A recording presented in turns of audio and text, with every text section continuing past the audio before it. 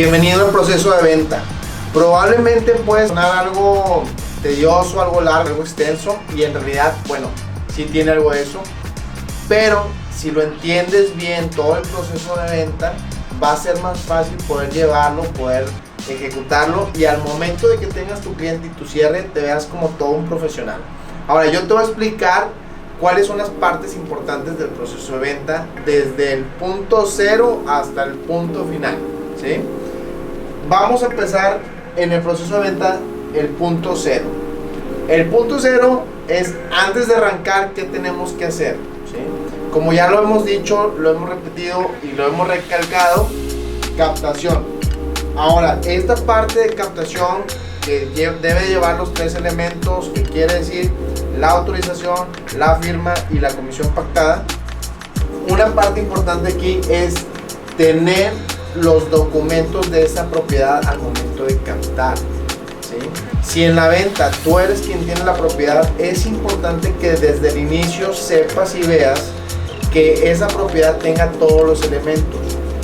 ¿A qué me refiero a todos los elementos? La escritura, el predial, si hubo alguna construcción durante su proceso de más, que esté regularizado ante el registro público y catastro, para que al momento de la venta no te vayas a atorar en el sentido que a lo mejor le faltó algún documento o probablemente fue una herencia que jamás se terminó, se concluyó el juicio, o que tenga algún detalle legal que impida su venta, ¿sí? Por eso es importante desde el inicio platicar con el dueño. Oye, quiero saber que tu propiedad está en regla, ¿me puedes mostrar los documentos, los papeles para yo validar? Entonces ahí ya vas validando. Oye, si tiene algún crédito lo vas a ver en la escritura. O sea, todo eso va a ir surgiendo a raíz de que tú ves la documentación, pero hacerlo desde el principio. Entonces, un dato importante al momento de captar es revisa la documentación.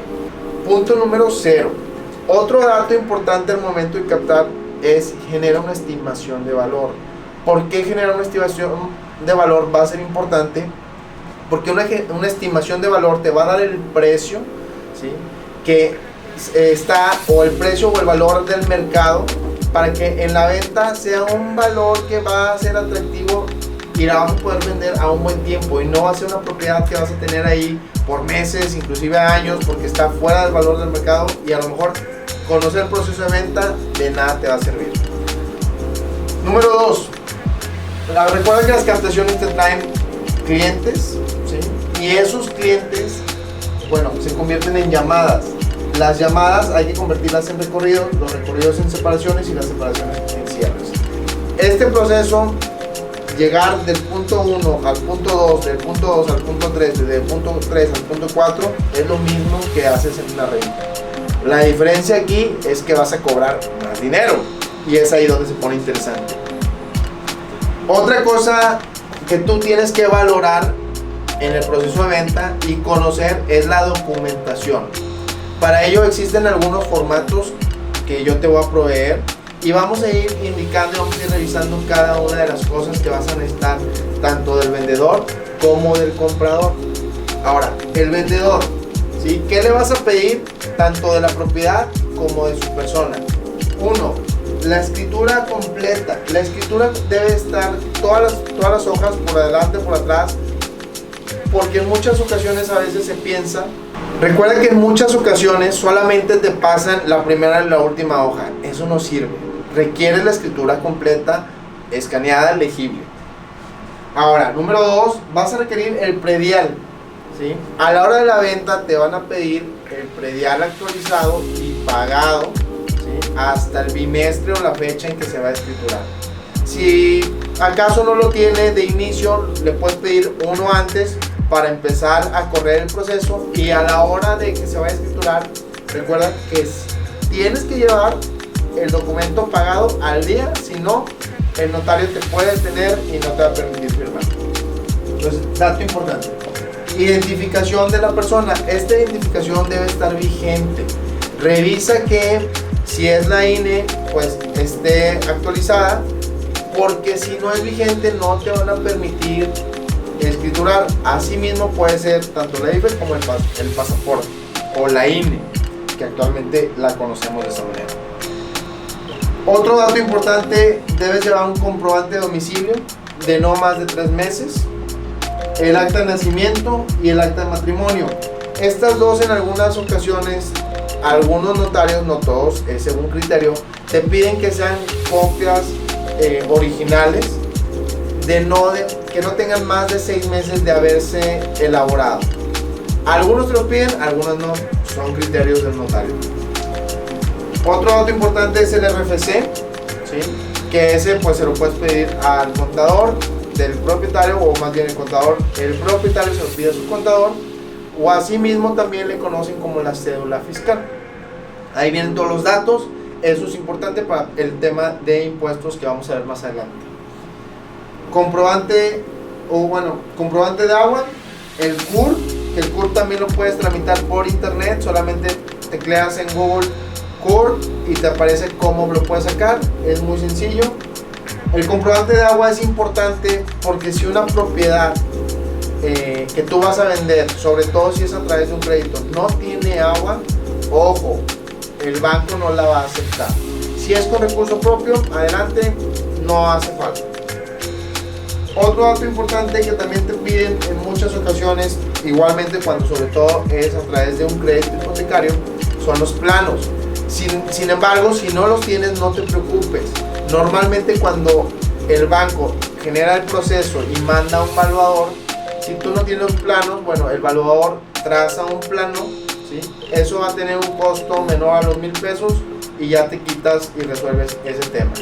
Si tienes los planos oficiales, pues los haces llegar, y si los quieres conseguir, puedes ir a registro público y solicitarlos en registro público y catastro. Esto es la documentación del vendedor. Ahora, la documentación del comprador es un poquito más sencillo porque solamente es de su persona: identificación, acta de nacimiento, acta de matrimonio, RFC y CUR. Ahora, de esto es importante que consideres en ambas partes, tanto el vendedor como el comprador, si las partes, cualquiera de las partes, está casado por bienes mancomunados, bueno, toda esa documentación que te dije se lo vas a pedir tanto al esposo como a la esposa. Si ellos están casados por bienes separados, no es necesario, solamente se lo vas a pedir al que aparezca en la escritura, ya sea comprador o vendedor. ¿Bien? Otra cosa importante que tenemos que ver en el proceso de venta son los impuestos, pero todavía no vamos para allá. Ahora, ya vimos que sucede todo este proceso del 0 al 1, 2, 3, 4, ¿sí? Que era la captación, llamada, recorrido, separación, cierre. Y una vez que se va generando esto, hay dos maneras de poder adquirir una propiedad: con recurso propio o a través de crédito hipotecario. Si lo hacemos a través de un recurso propio, ¿sí? El proceso va a ser la siguiente: ya hicimos la llamada, generamos los recorridos y nos dice el cliente, ¿sabes qué? Me gustó esta propiedad. Ok, ¿qué sigue? Bueno, nosotros le vamos a explicar. El siguiente paso es que tú hagas un ofrecimiento. Ese ofrecimiento se puede hacer a través de un formato, ¿sí? Donde le da seriedad y se establece el monto que estás ofreciendo, la manera de pago y el tiempo de pago. Entonces se hace un ofrecimiento, se hace llegar a la parte propietaria y ellos nos dicen aceptan o no aceptan. Si ellos aceptan ese ofrecimiento, vamos para adelante. Si no aceptan, bueno, se espera una contraoferta, y si no hay una contraoferta, entonces volvemos a hacer otro ofrecimiento con un monto más elevado. La idea es pasar del ofrecimiento a la separación. Una vez que nos aceptan, podemos hacer dos elementos. Uno, generar una separación donde es un monto bajo, simplemente para empezar a formalizar esto, pero lo recomendable es generar una promesa de compraventa. Una promesa de compraventa, bueno, lo que se estipuló en el ofrecimiento se pasa a un contrato ya de manera formal. Todo eso se establece en donde las partes acuerdan los términos y condiciones de cómo se va a llevar el procedimiento, y ahí mismo se establece también algo que es muy importante, que es la penalización, que en caso de que alguna de las dos partes se eche para atrás, ¿sí? O no continúe en el proceso, va a haber una penalización que se acostumbra entre el 10 y el 20% del monto total de la operación. Eso garantiza que ya ninguna de las dos partes pues se va a echar para atrás o lo piense antes de hacerlo. Firmamos la promesa. Esta puede ser en notaría o fuera de notaría. Realmente este contrato no hay mucha diferencia entre hacerlo en notaría o fuera de notaría. Simplemente es la confianza que el dueño siente o las partes sienten de ir a una notaría, sentarse y firmar. ¿Por qué digo que también se puede hacer fuera? Porque finalmente esto es un contrato privado. En esta parte el notario, aunque te presta sus oficinas, él no firma, él no intercede, él no da fe, ¿sí? Él no participa en el contrato de promesa, porque en caso de que él tuviese que participar, él está obligado en ese momento, a través de ese acto, a retener impuestos. Y como finalmente esta parte de la promesa simplemente es una formalización privada entre las partes, entonces el notario aún no retiene los impuestos, se espera hasta el proceso final de la escrituración. Entonces aquí prácticamente las partes acuerdan en un término formal, jurídico, con efectos legales, a través de la promesa de compraventa, cómo se va a llevar. ¿Sí? Se da un anticipo, un adelanto o una separación, lo cual se acostumbra que puede ser entre el 10 y el 20% del monto total, o en su defecto mínimo una cantidad de 100,000 pesos, ¿sí? Para efectos prácticos. A partir de ahí se firma la promesa.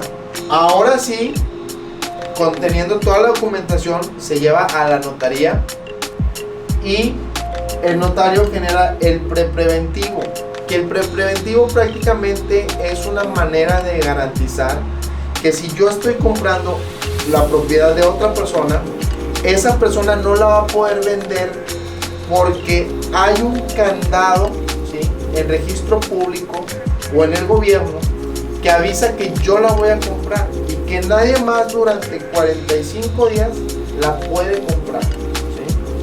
Esto es para que no haya una doble venta, porque si ya esta persona la está vendiendo y por otro lado la vende a otra persona o la da en garantía a través de un préstamo, ¿sí?, puede suceder un conflicto, ¿sí? Entonces para evitar esto, el preventivo se presenta a través del notario, el cual lo solicita, se bloquea la propiedad para que no pueda haber ningún movimiento de compraventa, ni de garantía, ni de nada de esa propiedad, únicamente a través de la persona que tiene el preventivo a favor.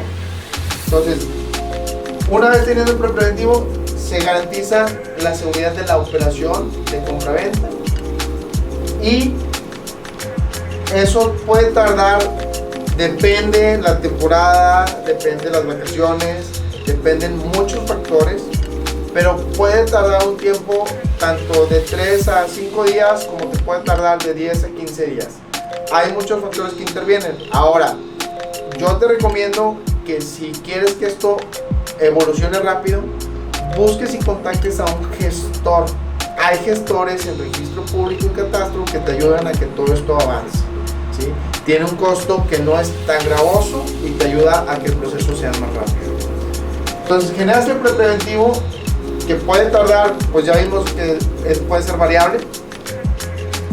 Una vez teniendo ese preventivo en 3-4 días, se genera la escritura, se concreta una cita con las partes y se hace el pago, y así mismo se firma la escritura, se entregan las llaves, se entrega la propiedad y cada uno se va contento a su casa.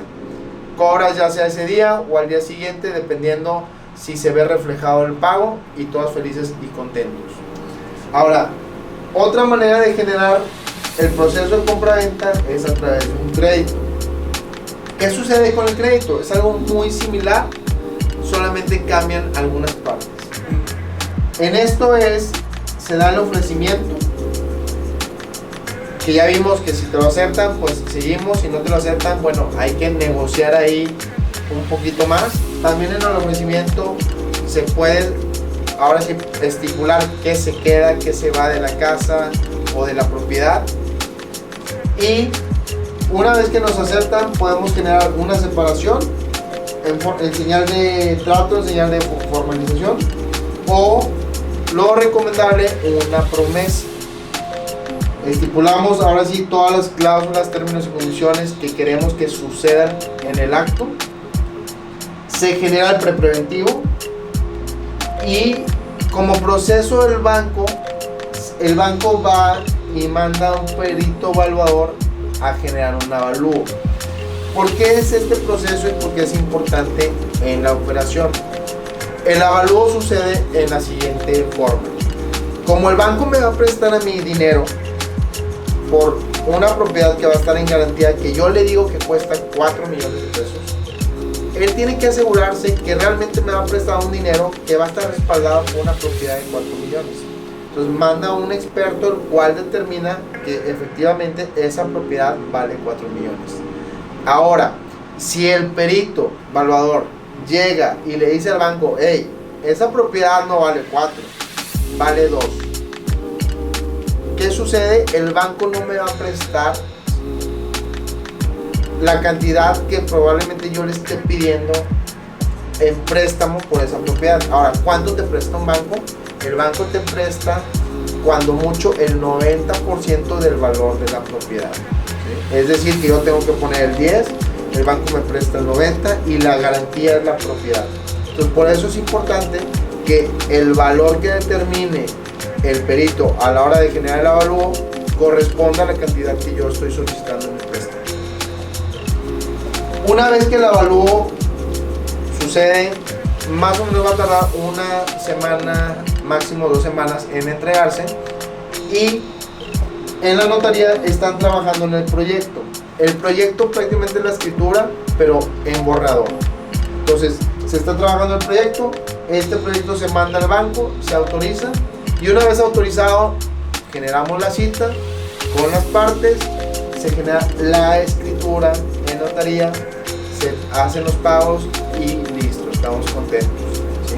Entonces ya vimos un poquito del proceso desde cero hasta cierre, la documentación, y ahora vamos a hablar de un tema que es fundamental y sumamente importante, que son los impuestos a la hora de generar una compra-venta. Ahora, ¿qué te digo de los impuestos? Y pongamos atención. Si tú eres un vendedor, ¿qué impuestos vas a pagar? ¿Ok? Tú vas a pagar un ISR. Este impuesto sobre la renta, tú lo vas a pagar sobre el costo que te genera una utilidad. Es decir, si tú compraste una propiedad en 3 millones y la estás vendiendo en 4 millones, el ISR que tú vas a pagar es sobre lo que te costó y lo que estás ganando a la hora de vender. Es decir, si me costó 3, lo vendo en 4, tengo 1 millón de ganancias. Sobre eso te van a costar o te van a cobrar un ISR. Ahora, aproximadamente en términos generales y prácticos es el 30% de esa utilidad. Sin embargo, hay otros factores que evalúa el notario para poder determinar el impuesto exacto de ISR. ¿Qué factores? La actualización del dinero, ¿sí? El tiempo en que se compró y que se vendió, entre otras cosas. Entonces, este es el pago del ISR. Ahora, hay 2 datos importantes que se pueden generar y que puedes considerar en esta parte del ISR. Dato importante número 1 es cómo exentar el pago de ese impuesto. Hay una manera en que tú vas a pagar 0 en cuestión del ISR. Ahora, ¿cuál es la manera? 1, que la propiedad no cueste más de 700,000 UDIs, ¿sí? O si cuesta más de 700,000 UDIs, es decir, aproximadamente 4.7 millones de pesos, actualmente en el 2021, si esa propiedad vale menos de 4.700.000 pesos, entra, ¿sí?, para poder ser una propiedad donde no pagues impuestos. Ahora, si esa propiedad vale 6 millones de pesos, bueno, tú vas a omitir los impuestos únicamente sobre 4.7 y lo que va arriba de eso te van a cobrar. pero ya pudiste omitir, ¿sí? O ya pudiste recuperar sobre un monto interesante de la operación. Ahora, no son todos los elementos. Debes de demostrar a través de recibos o que tengas tu identificación con la dirección de ahí que realmente vivías en el lugar. Si no tienes ningún recibo, ningún documento que respalde que tú vivías ahí, no te van a aceptar poder exentar impuestos. Entonces es importante que tengas o un recibo preferentemente de CFE o de agua, y ojo, si es el de CFE, que desde alta tu RFC con ese estado de cuentas de Comisión Federal. ¿Por qué? Porque algunos notarios dentro de su criterio te lo piden que tengan ese enlace. Ahora, no todos, sin embargo, es importante, y lo que yo quiero es anticiparte que estés preparado para que seas un profesional y puedas asesorar realmente al cliente con la mejor información. Entonces, si tienes estos elementos y no has vendido una propiedad en los últimos 3 años, palomita, vas a exentar impuestos y no vas a pagar. ¿Ok?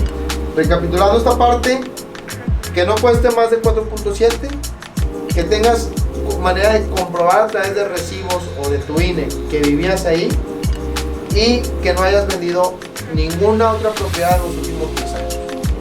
Ahora, también otra parte importante para poder manejar el ISR es que cuando no vas a exentar y te toca pagar o vas a pagar a través de un excedente, lo que se puede hacer es un avalúo de mejoras, también conocido como un avalúo referido. Estos avalúos normalmente los generan los corredores públicos. Son personas semejantes a los notarios, pero que están más enfocados en temas mercantiles. ¿Qué hacen ellos? Justifican el valor de las propiedades. ¿De qué manera? Si yo tengo una propiedad que costó 3 millones y la vendo en 4 millones, a través del avalúo de mejoras, el corredor público va a justificar y va a decir, bueno, efectivamente el señor Alejandro compró esa propiedad en 3 millones y la va a vender en 4.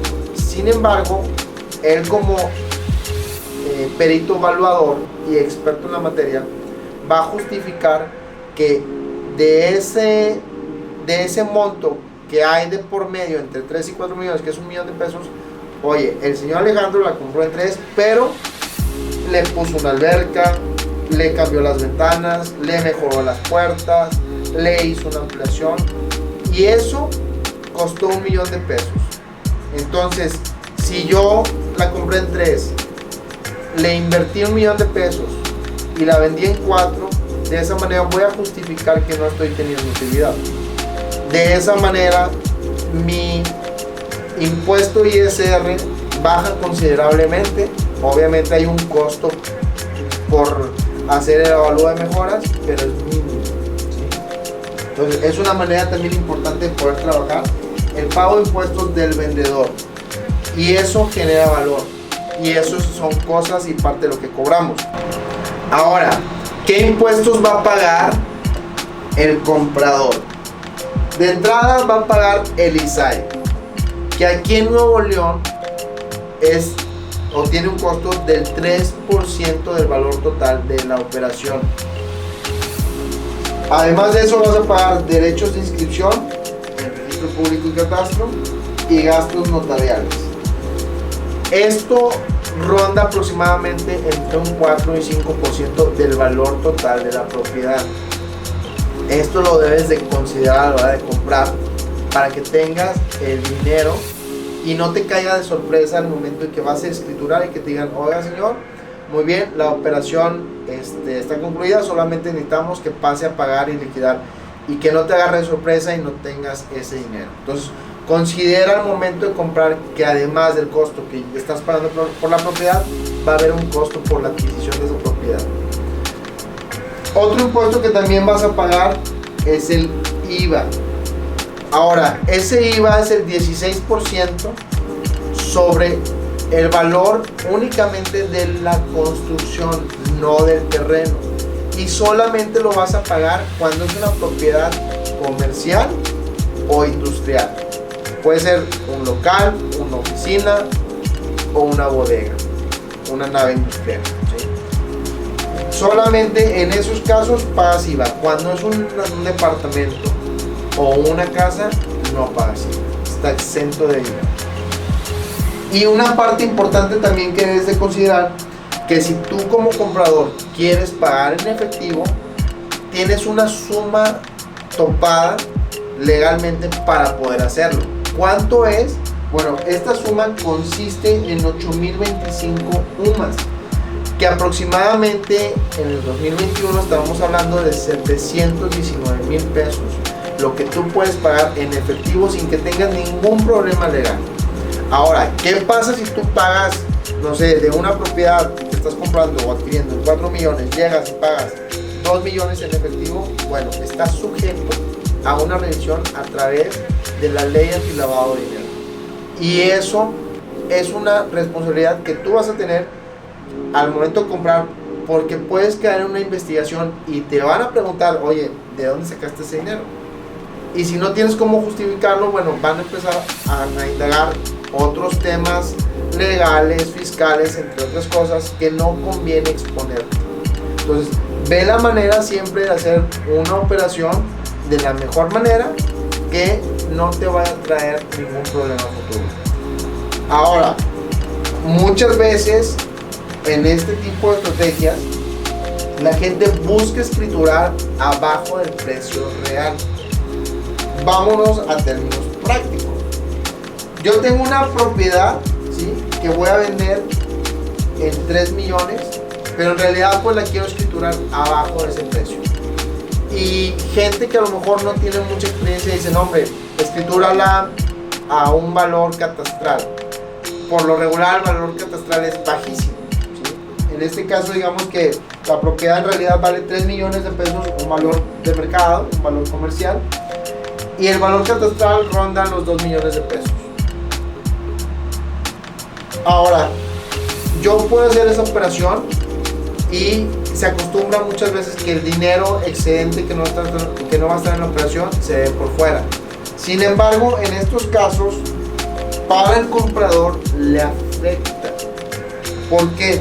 Porque si el valor de la escrituración última en que se compró esta propiedad es de 2 millones y medio y el valor catastral es de 2 millones, ¿qué va a suceder?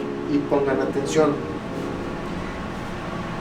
Yo voy a comprar en 3 millones. La última vez que se vendió esa propiedad está registrada que fue en 2 millones y medio, pero yo la quiero escriturar en 2 millones. Entonces, al momento de que yo quiera escriturar en 2 millones, el gobierno me va a decir, oye, espérate, esa propiedad hace 5 años se compró en 2 millones y medio. ¿Cómo es que tú la estás comprando en 2 millones? Las propiedades no bajan de precio, ¿sí? Entonces te va a decir, oye, yo considero que tú estás generando una utilidad, que tú estás ganando, y eso yo gobierno lo tengo que grabar con un ISR sobre la utilidad que tú estás generando. Porque si esta propiedad valía 2 millones y medio hace 5 años y tú la estás comprando en 2, entonces estás teniendo una ganancia al momento de comprar, y eso, ¿sí?, se grava con un impuesto. Entonces no es recomendable hacerlo de esa manera. Sin embargo, lo que yo sugeriría es, si el valor real va a ser 3 millones de pesos, bueno, la última vez que se vendió esa propiedad o se compró esa propiedad se registró en 2 millones y medio, pongamos un precio de 2.550.000 pesos. El pago de ISR para el vendedor va a ser muy mínimo y vamos a reducir algunos gastos al momento de comprar. De igual manera va a quedar un pago excedente que podamos dar en efectivo. Ahora, ese pago excedente que se dé en efectivo es recomendable no meterlo a una cuenta. Sin embargo, es criterio ya del vendedor si lo va a querer recibir de esa manera, o a través de un cheque o a través de una transferencia. y llevamos a cabo la operación inmobiliaria. Hay muchos factores y hay muchos casos específicos que van a cambiar, que van a ser diferentes. Cada cosa va, cada tema y cada caso y cada cliente va a ser algo distinto. Recuerda que todo es negociable, que es importante que siempre busques el cómo sí, que te apoyes en notarios, que te apoyes en contadores, que te apoyes en evaluadores, que te apoyes en corredores, que te apoyes en tu equipo de poder, ¿sí? Que te apoyes con los expertos, con gente que tenga mayor experiencia para poder resolver cada caso específico. Cuando hay voluntad, cuando hay necesidad y cuando hay dinero, las cosas se pueden hacer. ¿Por qué? Porque la operación se va a llevar a cabo. Si ves que hay demasiadas trabas, es mejor no hacer una operación. Ahora, si ves cosas sospechosas, ya sea del comprador o del vendedor, yo te diría, no lleves a cabo la operación. ¿Por qué? Porque lo que nosotros buscamos y lo que quiero enseñarte es que hagas negocios, no vendas problemas. La gente no quiere problemas y tú no, si tú haces eso, intervienes en todo ese ámbito y no va a ser provechoso ni para ti ni para tu reputación, ¿sí? No quieras hacerlo solamente por dinero. Hay que hacer las cosas bien, hay que entender todos estos procesos. Si tienes alguna duda, anótala, pregúntala y verás que todo tiene una solución. Te deseo mucho éxito.